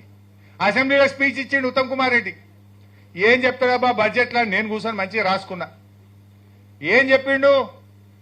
ఈ మొదటి సంవత్సరంలోనే 6 ప్రాజెక్టులు పూర్తి చేస్తా, 6,50,000 ఎకరాలకు నీళ్లు ఇస్తా, మాది పనిచేసే ప్రభుత్వం, మాది చేతుల ప్రభుత్వం, మేము ఇంతగానో పనిచేస్తాము అన్నారు. ఏడాది అయిపోయింది. మొన్న మళ్ళీ బడ్జెట్ పెట్టిరు. నేను తీస్తే ఏమైనా చేసిండ్రా భయ్య అని పుస్తకం అంతా చదువుతాయి. ఏమన్నది? ఒక్క ప్రాజెక్టు పూర్తయింది లేదు, 1 ఎకరానికి వచ్చింది లేదు. నేను లేచి అడిగిన, ఏమైనా నువ్వు పోయినసారి అసెంబ్లీలో 6,50,000 ఇస్తా అంటివి, 6 ప్రాజెక్టులు పూర్తి చేస్తా అంటివి, మరి ఏది పూర్తి చేసినావో, ఏడ నీళ్ళు ఇచ్చినావో జర చెప్తావా అన్న. మాట్లాడుతూ ఒట్టు మళ్ళీగా తలకాయ కిందకేసుకున్నాడు, పోవుడే పోడు బయటకి. మాట్లాడడం లేదు. ఇది వాళ్ళ కథ. ఇప్పుడు అపోజిషన్ లో కూర్చున్నప్పుడు మస్తుగా నరకచ్చు, చేస్తే తెలుస్తుంది. మరి ఏడవే 6,50,000 అన్నోని 65,000 ఎకరాల కన్నా ఇవ్వచ్చు కదా, పోనీ 6,000 ఎకరాల కన్నా ఇవ్వచ్చు కదా. ఆ 65,000 లేదు, 6,000 లేదు, గుండు సున్నా. ఇప్పుడు మళ్ళీ చెప్పిండు ఈ సంవత్సరం 6 లక్షలకు ఇస్తాను. ఇక చూడాలి మళ్ళీ ఏం చెప్తాడు. ఇక మళ్ళీ బడ్జెట్ పట్టుకుంటా, ఇచ్చిపెట్టాను నేను. ఇది కథ వీళ్ళది. అంటే ఈ రకంగా ఏ ఒక్క పని కూడా చేసినటువంటి పరిస్థితి కానీ ఇది కానీ లేదు. ఇప్పుడు దాని ఎస్ఎల్బీసీ అది ఆగమ్య గోచరం, త్రిశంకు స్వర్గం అయిపోయింది. సుంకిశాల అది ఇరిగేషన్ కాదు, అది డ్రింకింగ్ వాటర్, హెచ్ఎండబ్ల్యూఎస్ అని చెప్తలేను. అది కూడా కుప్పకూలిపోయింది. ఇరిగేషన్దే మాట్లాడాలని ఇవాళ ఇరిగేషన్ మందమే మాట్లాడుతున్నా. అమ్మా ఇప్పుడు అదే చెప్తున్నా కదా, ఆగమ్య గోచరం అంతా ఆగమాగం, త్రిశంకు స్వర్గంలో పడ్డది అది. వీళ్ళు చేసిన ఆగమాగం పనులకు ఇది ఎంత రేవంత్ రెడ్డి గవర్నమెంట్ ఎట్లుంటుందంటే ఏ పని చేసినా సగం సగం ఆగమాగం, ఏది పురాగా కొనేది. రుణమాఫీ సగం కూడా కాలే, రైతు బంధు పావుల వల్లే, మూసి ముట్టుకొని దాన్ని వదిలిపెట్టిండ్రు, హైడ్రా ముట్టుకొని చేతులు కాల్చుకొని దాన్ని ఇడిచిపెట్టిండ్రు. ఏది చూసినా సగం సగం ఆగమాగం. సరే మనకు టైం తక్కువ ఉన్నది, నేను ఇప్పటికే ఎక్కువైపోయింది, ఇంకొక 5 నిమిషాల్లో ముగిస్తా. రెండవ టాపిక్ చూసినాం. అంటే ఇప్పుడు ఈ ఏడాది అర్థంలో కాంగ్రెస్ పార్టీ ఏ రకంగా సాగునీటి రంగంలో ఈ రాష్ట్ర ప్రయోజనాలు దెబ్బకొట్టిందో మీకు చెప్పే ప్రయత్నం చేసిన. ఇక రెండవ పుస్తకం సాగునీటి రంగంలో తెలంగాణ ప్రగతి ప్రస్థానం. అంటే ఏం చేసింది బీఆర్ఎస్ 10 ఏళ్లలో, దీన్ని కూడా చాలా చక్కగా శ్రీధర్ దేశపాండే గారు వివరించే ప్రయత్నం చేసినారు. అందులో చాలా ఉన్నాయి, టైం లేదు, నేను క్లుప్తంగా చెప్పి కొంత స్కిప్ చేస్తా. మిషన్ కాకతీయ చెరువుల పునరుద్ధరణ. చాలా మంది అనుకుంటారు ప్రభుత్వం వచ్చినాక ఈ స్కీమ్ వచ్చిందేమో అని, కానీ కేసీఆర్ గారు తెలంగాణ రావడానికి 2 ఏళ్ల ముందే ఆలోచించిండు. తెలంగాణ వస్తే ముందే ఏం చేయాలి అంటే జయశంకర్ సారు, విద్యాసాగర్ రావు గారు మేధో మదనంలో పుట్టిందే చెరువుల పునరుద్ధరణ. దాని పేరు మిషన్ కాకతీయ అని 2 ఏళ్ల ముందు పెట్టిండ్రు. ఎంత అద్భుతంగా ఒక యుద్ధ ప్రాతిపదికన ఆ ప్రాజెక్టును పూర్తి చేస్తే ఆ చెరువుల పునరుద్ధరణ జరిగితే 10,50,000 ఎకరాల ఆయకట్టు స్థిరీకరణ జరిగింది. ఇది బీఆర్ఎస్ సాధించిన విజయం. అదేవిధంగా పెండింగ్ ప్రాజెక్టులు మా అన్న చెప్పిండు, నిరంజన్ అన్న, ఈ చంద్రబాబు రాజశేఖర రెడ్డిల పుణ్యం దశాబ్దాల తరబడి పాలమూరు జిల్లాలో ప్రాజెక్టులు పేరు మారిపోయింది. దాని ఎవడు కల్వకుర్తి, నెట్టంపాడు, భీమా, కోయిల్ సాగర్ అంటలేరుగా, వాటి పేరే పెండింగ్ ప్రాజెక్టులు. ఆ పేరు ఎవరు తెచ్చిండ్రు? ఇదే ఘనత వహించిన కాంగ్రెస్ తెలుగుదేశంలో పుణ్యం. ప్రాజెక్టుల పేరు మర్చిపోయినరు. పెండింగ్ ప్రాజెక్టులు పూర్తి చేయాలని పాదయాత్ర, పెండింగ్ ప్రాజెక్టులు పూర్తి చేయాలని నిరాహార దీక్ష. ఈ ఎన్నికల్లో మేము గెలిస్తే పెండింగ్ ప్రాజెక్టులు పూర్తి చేస్తామనే కాడికి వచ్చింది కథగా. ఆ పెండింగ్ ప్రాజెక్టులను నిరంజన్ అన్న ప్లానింగ్ బోర్డు వైస్ చైర్మన్ గా, లక్ష్మారెడ్డి గారు మంత్రిగా, నేను నీటిపారుదల మంత్రిగా ప్రాజెక్టు సైట్ల దగ్గర నేల మీద జంప్కాన్ వేసుకొని పండుకున్నాం. మేము ఆడ పనిచేసినాం. పరుపులు వేసుకోలే, మంచాలు వేసుకోలే, మేము జంప్కాన్ వేసుకొని మేము ప్రాజెక్ట్ సైట్లలో పండుకొని రాత్రింబవళ్ళు పనిచేస్తే ఇవాళ పెండింగ్ ప్రాజెక్టులను రన్నింగ్ ప్రాజెక్టులుగా మార్చి 4,000 కోట్ల రూపాయలు ఖర్చు పెట్టి 8 లక్షల ఎకరాలు ఆ వలసల జిల్లా పాలమూరు జిల్లాకు నీళ్లిచ్చింది కేసీఆర్ ప్రభుత్వం, బీఆర్ఎస్ ప్రభుత్వం. అది మనం సాధించింది. ఏం చేసిండ్రంటే నేను ఒకసారి మా అన్న గుర్తు, అన్న నేను మీ అందరం ఇట్లే ఆ కల్వకుర్తి కెనాల్ మీద పోతా ఉన్నాం, నీళ్ళు వచ్చినాయి, ఇంకా కొన్ని స్ట్రక్చర్స్ ఏదో పెండింగ్ ఉంటే చూస్తూ పోతున్నాం. పోతుంటే ఒక ఊర్లో రైతు ఒక పొలం కాడ ఆగి మాట్లాడిచ్చినాం. ఏం సంగతి తమ్మి, అంత మంచిదేనా, ఎట్లున్నావు, ఏం సంగతి అంటే, మాకేందన్నా ఇప్పుడు నీళ్లు ఫుల్లు, చేపలు ఫుల్లు, కరెంటు ఫుల్లు, మంచిగున్నామన్నా కేసీఆర్ వచ్చినాక అన్నాడు. ఒక సామాన్య రైతు నోట్లో మాట, నీళ్లు ఫుల్లు, చేపలు ఫుల్లు, కరెంటు ఫుల్లు, మాకు డోకా లేదు అన్నాడు. అది తెలంగాణ సాధించినటువంటి విజయం. అట్లా ఎన్నో విషయాలు. ఎస్ఆర్ఎస్పీ స్టేజ్ 2 దశాబ్దాల తరబడి పెండింగ్ లో ఉన్న స్టేజ్ 2ను పూర్తి చేసి 4 లక్షల ఎకరాల్లో నీళ్లు బారించింది బీఆర్ఎస్ ప్రభుత్వం. ఖమ్మం జిల్లాలో భక్తరామదాస్ ప్రాజెక్టును 11 నెలల్లో పూర్తి చేసి 1000 ఎకరాలకు నీళ్లు ఇచ్చింది బీఆర్ఎస్ ప్రభుత్వం. నిజాం కాలంలో కట్టిన ఆర్డీఎస్ ప్రాజెక్టును ఇదే కంబైన్డ్ ఆంధ్రప్రదేశ్ లో 87,500 ఎకరాలు బారే ఆర్డీఎస్ 10,20,000కి పడిపోతే అక్కడ తుమ్మిళ్ల లిఫ్ట్ ఇరిగేషన్ 10 నెలల్లో పూర్తి చేసి నీళ్లు అందించింది గద్వాల్, ఆలంపూర్ ప్రాంతానికి బీఆర్ఎస్ ప్రభుత్వం. అట్లా ఎన్నో ప్రాజెక్టులు. పాలమూరు రంగారెడ్డి ఇవాళ అన్న ప్రెస్ మీట్ కూడా పెట్టి మంచిగా చెప్పిండు. పాలమూరు రంగారెడ్డి 80% పూర్తయింది, ట్రయల్ రన్ అయిపోయింది, నీళ్లు వచ్చినాయి బయటకు. కేవలం ప్యాకేజ్ 3లో రాళ్లు వచ్చినాయి కొద్దిగా, ఒక 3-4 కిలోమీటర్లు ఆ రాళ్లు బ్లాస్ట్ చేసి కెనాల్ త్రూ చేయాలి అంతే. టనల్ అయిపోయింది, పంప్ హౌస్ అయిపోయింది, సబ్ స్టేషన్ అయిపోయింది, ఎవ్రీథింగ్ ఈజ్ రెడీ. జస్ట్ 4-5 కిలోమీటర్లు ఆ రాళ్లను బ్లాస్టింగ్ చేసి కాలువ త్రూ చేస్తే పాలమూరు జిల్లాలో 50 టీఎంసీల నీళ్లు మనం నింపుకునేది ఉండే వానాకాలంలో. ఏడాదిని అర్థమైంది 3-4 కిలోమీటర్ల కాలువలవ చేత కదా ఈ ప్రభుత్వానికి. ఆ 3-4 కిలోమీటర్లు ప్యాకేజ్ 3లో కాలువ తవ్వి ఉంటే నాగాపూర్ రిజర్వాయర్లో 8.5 టీఎంసీలు, ఏదుల్లో 6.5 టీఎంసీలు, వట్టెంలో 16 టీఎంసీలు, కర్వెనలో 17 టీఎంసీలు, మొత్తం 50 టీఎంసీల నీళ్లు మనం నిలుపుకునే అవకాశం ఉండే కదా. మీకు తెలివి లేక నీళ్లు వాడక 65 టీఎంసీలు ఆంధ్రాకి ఎక్కువిస్తారు ఈ సంవత్సరం. ఇంకా 2 ఏళ్ళు అంటుండు. ఏంది వాళ్ళ ఉద్దేశం? జల్లి పూర్తయితే అంతా కేసీఆర్ చేసిండు అనుకుంటారని ఓ 2 ఏళ్లు వడబెట్టి మళ్ళా నిన్న ఉత్తమ్ పోయి ఇంకా 2 ఏళ్లకు చేస్తారట మెల్లగా. ఆడ ఉన్న పని ఏంది? గట్టిగా చేస్తే 4 రోజుల పని ఉన్నది. 4 రోజులు గట్టిగా చేస్తే 50 టీఎంసీలు పాలమూరు ఎత్తిపోతల పథకంలో నింపుకునే అవకాశం ఉంది. దాన్ని ఇలా పండబెట్టి అన్యాయం చేస్తున్న పరిస్థితి ఉన్నది. ఆ రోజు ఎన్ని కేసులు వేసినా ఏమేసినా పాలమూరులో అద్భుతంగా ఇలా పట్టుదలతో కేసీఆర్ గారు పాలమూరు ఎత్తిపోతల పథకాన్ని ముందుకు తీసుకుపోయింది. Palamuru lift world's biggest lift, Kaleshwaram కంటే పెద్ద లిఫ్ట్ పాలమూరు ఎత్తిపోతల పథకంలో పెట్టాం మనం, లార్జెస్ట్ అండ్ బిగ్గెస్ట్ లిఫ్ట్. అట్లే సీతారామ ఖమ్మం జిల్లాను సస్యశ్యామలం చేసి 6,74,000 ఎకరాలకు ఇచ్చే సీతారామను తన మెదడు కరిగించి రూపకల్పన చేసినారు.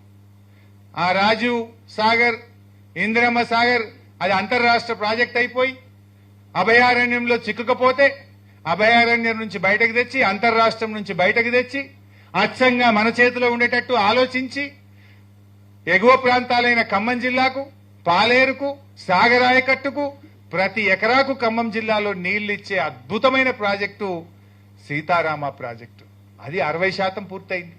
వీళ్ళు పోయి మోటార్లు ఒత్తి ఇలా పోజులు కొడుతున్నారు, నీళ్ళంతా మేమే తెచ్చినామని. ఇవాళ దాన్ని పూర్తి చేయండి, ఖమ్మం జిల్లాకు నీళ్లు ఇచ్చే ప్రయత్నం చేయండి. సమ్మక్క బ్యారేజ్ ఇవాళ దేవాదుల్లో 72 మీటర్లు ఉంటాయి తప్ప మోటార్ నడవని పరిస్థితి. నీళ్లుంటాయి, కళ్ళ ముందు నుంచి నీళ్లు పోతాయి, కానీ అక్కడ లెవెల్ మెయింటైన్ కాక దేవాదుల మోటార్లు నడవకపోతే కేసీఆర్ గారు అక్కడ సమ్మక్క బ్యారేజ్ కట్టిండ్రు. సమ్మక్క బ్యారేజ్ కట్టి సంవత్సరానికి 205 రోజులు నీళ్లు తీసుకునేటట్టు దేవాదుల పంపులు నడిచేటట్టు బీఆర్ఎస్ ప్రభుత్వం పనిచేసింది. ఎంత చేతగాని కాంగ్రెస్ అంటే ఈ సంవత్సరం జనగాములో, స్టేషన్ గన్పూర్లో, పాలకుర్తిలో 600 కోట్ల రూపాయల పంట ఎండిపోయింది. ఏంది వీళ్ళు చేసింది? ఆ ఎవ్రీ ఇయర్ ఆ మోటార్లు, ఆ పంప్ హౌస్లను సర్వీసింగ్ చేయాలి. ఏది వానకాలం వచ్చే ముందు సర్వీసింగ్ చేయాలి, అక్కడ పనిచేసే వాళ్ళకి జీతం ఇవ్వాలి. వీళ్ళు ఆ జీతం ఇయ్యక, ఆ సర్వీసింగ్ చేయక ఎంత అవుతుంది? దానికి 6 కోట్లు అవుతుంది. 6 కోట్ల రూపాయలు ఇచ్చే తెలివి లేక 40 రోజులు లేటుగా దేవాదుల మోటార్లు ఆన్ చేసిండ్రు.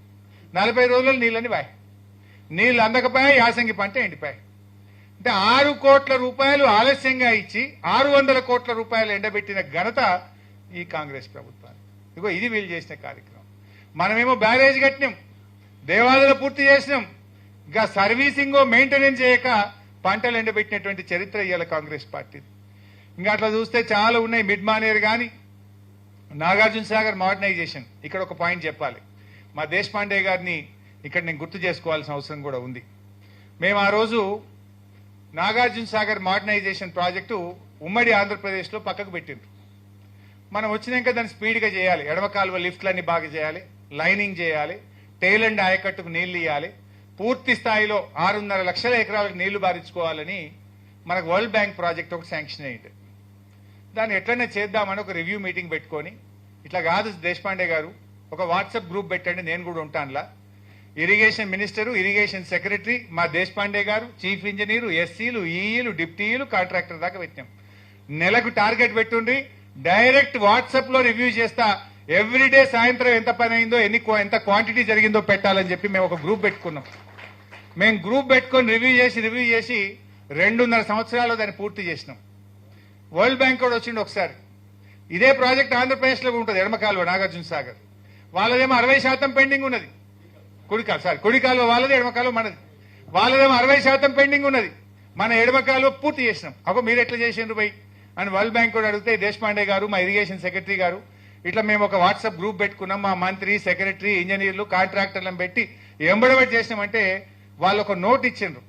అన్ని రాష్ట్రాలు కూడా తెలంగాణ తరహా గ్రూపులు పెట్టుకొని ఈ పద్ధతుల్లో పనిచేయండి అని వరల్డ్ బ్యాంక్ కూడా మనం మెచ్చుకొని పోయినటువంటి సందర్భాన్ని నేను ఈ సందర్భంగా గుర్తు చేస్తా ఉన్నాను. ఇట్లా చాలా ఉన్నాయి. మిషన్ కాకతీయ అప్పుడు ఒక్కొక్క సంవత్సరం 6,000 చెరువులకు జీవోలు ఇవ్వాలి. 6,000 చెరువులకు జీవోలు ఇవ్వాలంటే అది ఎస్టిమేట్ ఏమో ఇంజనీర్లు వేయాలి, కింద ఎక్కడో చేర్యాల మండలంలో ఇంజనీర్ ఎస్టిమేట్ వేయాలి. ఆ ఎస్టిమేట్ ఎస్సీకి పోవాలి వరంగల్, ఆడ నుంచి చీఫ్ ఇంజనీర్కు జలసౌదకు రావాలి, ఆడికేళ్ళు సెక్రటరియట్లో ఓ స్క్రూటినీ చేస్తే ఆయన ఉంటాడు ఎస్సీ, ఆడికి పోవాలి, ఆడికేళ్ళు ఇరిగేషన్ సెక్రటరీకి, ఆడికేళ్ళు ఫైనాన్స్ కు, ఆడికేళ్ళు మంత్రికి వచ్చి సంతకం పెట్టి జీవో రావాలి. ఈ 6,000 చెరువులకు ఒక యుద్ధం లాగా చేయాలని కేసీఆర్ గారు పైనుంచి ఆదేశం. మిషన్ కాకతీయ చేయాలంటే ఆ రోజు మేము ఫైల్ మానిటరింగ్ సిస్టమ్ అని ఒకటి తెచ్చినాం. మేము అంటే ఏఈ ఎస్టిమేట్ చేసి ఆన్లైన్ లో పెడితే ఎక్కడ ఒక రోజు కంటే ఎక్కువ ఆగిందంటే అలారం వస్తుంది. ఫైల్ మానిటరింగ్ సిస్టమ్ పెట్టినాం. AE to DE, DE to EE, EE to SC, SC to CE, CE to secretariat, secretariat to finance department, finance department to irrigation secretary and minister and GO. File monitoring system పెడితే రోజుగా మా దేశపాండే ఒక అశోక్ రెడ్డి అని PS ఉండే ఇదే పనిగా యాడ file ఆగితే అలా ఫోన్ కొట్టుడే ఎంబడబడి చేజ్ చేస్తే కేసీఆర్ గారు పెట్టిన లక్ష్యం, ఆయన పెట్టిన పరీక్ష పాస్ అవడం అంత ఈజీ ఉండదు. చాలా కష్టపడితే ఆ చేజింగ్ లో ఫైల్ మానిటరింగ్ సిస్టమ్ పెట్టి ఎక్కడ ఫైల్ ఆగకుండా అట్లా జీవోలు ఇస్తూ, ఇందాక ఎవరో మిత్రుడు చెప్పిండు ఎమ్మెల్యేలు కొబ్బరికాయ కొట్టకపోతే కూడా ఎమ్మెల్యేకి ఫోన్ చేయాలి దేశపాండే గారు, వేణుగోపాల్ గారు చెప్పినాడు. ఎక్కడన్నా ఎమ్మెల్యే గారు ఆరోగ్యం బాగలేకనో ఏదన్నా అయితే ఎమ్మెల్యేకి ఫోన్ చేసి వారం లేట్ అవుతుంది, మళ్ళీ వాన పడుతుంది, చెరువు కావాలి, నువ్వు పర్మిషన్ ఇస్తే స్టార్ట్ చేస్తా, నువ్వు తర్వాత వచ్చి కొబ్బరికాయ కొట్టు, అట్లా ఎంబడబడి చేసినటువంటి పని. ఎంతో కష్టపడి ఒక డెడికేషన్తో ఒక ఉద్యమ పార్టీ గనక, ఉద్యమాల్లో నుంచి తెలంగాణ సాధించిన పార్టీ గనక 10 ఏళ్ల బీఆర్ఎస్ ప్రస్థానంలో అద్భుతమైనటువంటి విజయాలను సాధించింది. ఇంకా సులువుగా మీకు అర్థం కావాలంటే మనకంటే ముందు 10 ఏళ్లు కాంగ్రెసే ఉంది కదా. ఉమ్మడి ఆంధ్రప్రదేశ్ అయినా ఇదే ఉత్తమ్ కుమార్ రెడ్డి, అప్పుడు నీటిపారుదల శాఖ మంత్రి, తెలంగాణ బిడ్డ సుదర్శన్ రెడ్డి ఉండే, తెలంగాణలోకే ఉండే పొన్నాల లక్ష్మయ్య గారు, సుదర్శన్ రెడ్డి గారు. సో 10 ఏళ్ల కాంగ్రెస్ హయాంలో తెలంగాణ ప్రాంతంలో ఏర్పడ్డ కొత్త ఆయకట్టు ఎంత అంటే 5,71,000 ఎకరాలు. మనకు 9.5 ఏండ్లే, అందులో 2 ఏళ్లు కరోనా, 9.5 ఏండ్లు అందులో 2 ఏళ్లు కరోనా. మొదటి సంవత్సరం అయితే అంత ఆగమాగం, సంసారమే సురాయించలేదు, ఇంజనీర్లు ఎవడో తెలియదు, బడ్జెట్ ఎవడో తెలియదు, మనకి ఎవడు ఉంటాడో ఎవడు పోతాడో తెలియదు. అయినా 9.5 సంవత్సరాల్లో మనము తెచ్చిన కొత్త ఆయకట్టు 18 లక్షల ఎకరాలు. 18 లక్షల ఎకరాల కొత్త ఆయకట్టు, 30 లక్షల ఎకరాల స్థిరీకరణ. అంటే లైక్ ఎస్ఆర్ఎస్పీ స్టేజ్ 2 కానీ, ఎస్ఆర్ఎస్పీ స్టేజ్ 1 కానీ, నిజాం సాగర్ కానీ, అన్ని ప్రాజెక్టులకు సప్లిమెంటేషన్ త్రూ కాళేశ్వరం ప్రాజెక్ట్. అంటే మొత్తంగా 50 లక్షల ఎకరాలకు 10 ఏళ్లలో బీఆర్ఎస్ ప్రభుత్వం నీళ్లు ఇచ్చింది. 20 లక్షల ఎకరాల కొత్త ఆయకట్టు, 30 లక్షల ఎకరాల స్థిరీకరణ చేసినాం. మరి 10 ఏళ్ల కాంగ్రెస్ ఏం చేసింది? 2004 నుంచి 14 కంటే 5,71,000 ఎకరాల కొత్త ఆయకట్టు, 93,000 ఎకరాల స్థిరీకరణ. ఇగో ఇది నక్కకు నాగలోకానికి ఉన్న తేడా. ఇది కాంగ్రెస్ పాలనకు బీఆర్ఎస్ పాలనకు ఉన్న తేడా. మళ్ళీ ఇప్పుడు కాంగ్రెస్ వచ్చింది, ఏడాది అర్థంలో ఏం సాధించిండ్రా అంటే గుండు 0, 1 ఎకరం కూడా కొత్త ఆయకట్టు వచ్చింది లేదు. ఏమనంటే బీఆర్ఎస్ తిట్టుడు, కేసులు వెట్టుడు, బురద జల్లుడు, ఇది తప్ప చేసింది ఏమైనా ఉన్నదా? ఇది మీరు ఇవాళ అర్థం చేసుకోవాల్సిన అవసరం ఉంది. అంటే దేశపాండే గారు ఇందులో పెట్టిన విషయాలు, కాళేశ్వరం విషయంలో వక్రీకరణలు, వాస్తవాలు.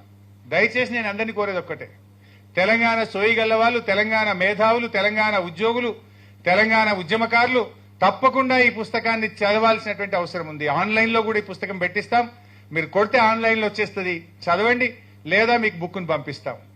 అదేవిధంగా మన బీఆర్ఎస్ కుటుంబ సభ్యులు 10 ఏళ్ల బీఆర్ఎస్ ప్రస్థానం గురించి కూడా చదవాల్సిన అవసరం ఉంది. ఇప్పుడు నేను చెప్పినటువంటి 18 లక్షల ఎకరాల కొత్త ఆయకట్టు ఎక్కడెక్కడ వచ్చింది, ఏ ప్రాజెక్టుకి ఎంత వచ్చింది, ఏ కాన్స్టిట్యున్సీలు ఎంత వచ్చిందో కూడా రాసిండి. ఇలా ఉత్తగా గంపగుత్త చెప్పలే. ఇలా ఏ ప్రాజెక్టు కింద ఎంత ఆయకట్టు వచ్చింది, ఏ జిల్లాలో ఎంత వచ్చింది, ఏ నియోజకవర్గంలో ఎంత వచ్చిందో కూడా ఇందులో స్పష్టంగా చెప్పబడ్డది. అంటే దీన్ని బట్టి అంటే ఎంత నిజాయితీ ఉంటే పని చేస్తే రాయగలుగుతాం కదా, పని చేయకపోతే రాయగలుగుతాడా? So everyone should read this. ఎవడైనా అడ్డం మాట్లాడితే కాంగ్రెస్ వాళ్ళకు గట్టిగా మీరు దిమ్మె తిరిగేటట్టు సమాధానం చెప్పాలని చెప్పి కూడా నేను ఈ సందర్భంగా కోరుకుంటా ఉన్నా. నిజంగా మనస్ఫూర్తిగా దేశపాండే గారిని అభినందిస్తా ఉన్నా. ఇవాళ బీఆర్ఎస్ పార్టీ చేయాల్సిన పనో, మేం చేయాల్సిన పనినో ఇవాళ తాను మీదేసుకొని ఈరోజు ఒక ఇంజనీర్గా ఆయన కష్టపడ్డాడు గనక, అందులో మునిగి తేలిండి గనక నిజాలు ప్రజలకు తెలవాలి, వాస్తవాలు ప్రజల ముందుంచాలని చెప్పి నిజాయితీగా ఈ 2 పుస్తకాలు ఆయన ఈరోజు తీసుకురావడం జరిగింది. వారిని నేను మనస్ఫూర్తిగా తెలంగాణ ప్రజల పక్షాన, బీఆర్ఎస్ పక్షాన, ఈ తెలంగాణ ప్రజలు ఎవరైతే ఈ తెలంగాణ ప్రయోజనాలు కాంక్షిస్తారో, తెలంగాణ బాగుండాలని కోరుకునే అందరి పక్షాన వారికి నేను హృదయపూర్వకమైన ధన్యవాదాలు తెలియజేస్తా ఉన్నా. హ్యాట్స్ ఆఫ్ టు దేశపాండే గారు. ఆయన పాపం రిటైర్ అయ్యిండు, హ్యాపీగా పిల్లలు అమెరికాలో ఉన్నారు. ఈ కెన్ గో టు అమెరికా, ఈ can enjoy his life. But ఆయన ఆనాడు ఉద్యమంలో జేఏసీ పెట్టి జై తెలంగాణ అని ఇంజనీర్ల జేఏసీ తరఫున కొట్లాడిండు. తెలంగాణ వచ్చిన తర్వాత జేఏసీ తెలంగాణ వచ్చిన తర్వాత జేఏసీ స్ఫూర్తితో తెలంగాణ ప్రాజెక్టులు పూర్తి కావాలని తనలాడిండు. రిటైర్ అయినా నేను టైర్డ్ కాలేదు, ఇంకా తెలంగాణ సేవకుడిని అనుకున్నాడు. ఇవాళ తెలంగాణ సేవలో ఆయన ఈ అద్భుతమైన పుస్తకాలు తెచ్చి ముందు పెట్టిండు. ఇప్పుడు ఏమైతుంది దీంతోని? కాంగ్రెస్ ప్రభుత్వం ఇంకా రేపటి నుంచి ఏం మాట్లాడగలుగుతుంది? నోరు మూసుకొని పని చేయాల్సిన పరిస్థితి ఏర్పడుతుంది. పని చేసి ఇంతకంటే మేము మంచిగా పని చేస్తామని చెప్పాల్సిందే తప్ప ఇంకా అడ్డం తొడ్డం మాట్లాడితే నడవదు. ఇప్పుడు నిజాలు ప్రజల ముందుకు వచ్చినాయి. Now they are forced to work, they are forced to deliver, they are forced to do the work. పని చేయాల్సిందే తప్ప పని చేయకపోతే రేపు ప్రజల ముందు తల వంచాల్సిందే కాంగ్రెస్ పార్టీ. ఎందుకంటే బీఆర్ఎస్ ఏం చేసిందో ఇవాళ రాష్ట్ర ప్రజల చేతికి వెళ్ళింది. కాళేశ్వరం మీ కుట్రలు ప్రజలకు అర్థమయ్యేటట్టు వివరించిండు. దీని తర్వాత మీ కుట్రలు నడవై, మీ అవాకులు చెవాకులు చెల్లయని చెప్పి కూడా ఈ సందర్భంగా మనవి చేస్తూ ఇంత అద్భుతమైనటువంటి పుస్తకాలు తెచ్చి ఇంత ఓపికగా విన్న మీ అందరికీ నమస్కారం తెలియజేస్తూ జై తెలంగాణ.